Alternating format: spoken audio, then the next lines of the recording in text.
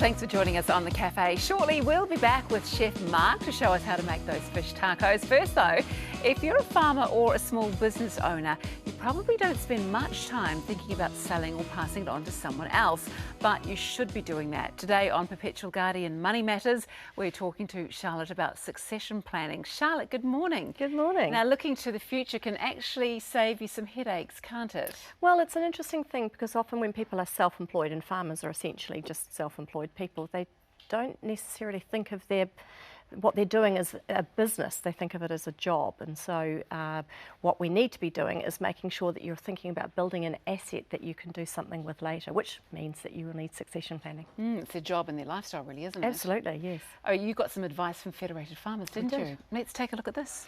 Succession planning is really important. It's essentially a business plan for your life. And it's something that actually you don't want to leave till the last minute. And it's actually quite good when you're actually going into a business to actually start right from the beginning of where you're going to end up.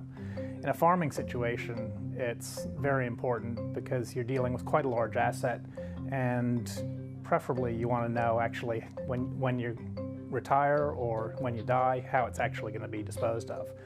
So it's something that's quite good to communicate to everybody that's involved in your business, and especially if you have children, that they're quite clear about what the expectations and how things are going to happen. Is the plan when you retire to actually sell up and use the asset for retirement, or is it an intergenerational farm where it's actually going to be transmitted to your children and possibly their children as well? And when it's a big asset, it's actually quite hard to split up, and so it takes a lot of careful planning. If you don't have a succession plan, it can actually lead to really nasty family dynamics. The real key is actually communication and having quite clear expectations. And if the kids grow up knowing what's going to happen, then they can plan their lives accordingly as well. Yeah, succession plans aren't just for farmers. It's important for farming because very often there's quite a large asset that needs to be either sold off or somehow disposed of or passed to the next generation. Succession planning doesn't have to be a big mysterious thing. It can be, there are plenty of people out there that can help you.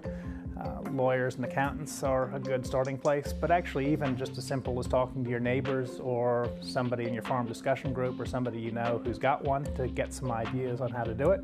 Succession plan isn't the same as a will.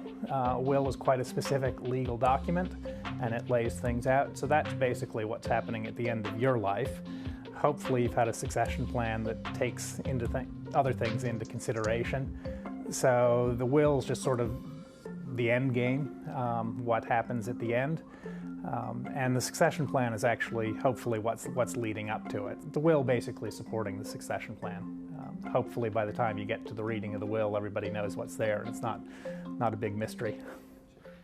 Oh, there's some wise advice there about succession planning. Is it the same with wills? Should you be alerting people before you actually die about who's getting what? Oh, look, it's always a good idea. I mean, especially if people often have expectations. I'm going to get this, I'm going to get that. And if those expectations might be because you've said something or indicated something, or it might be just because that's what they've decided that it's going to happen. So if you discuss it with your family beforehand, then there's no surprises later.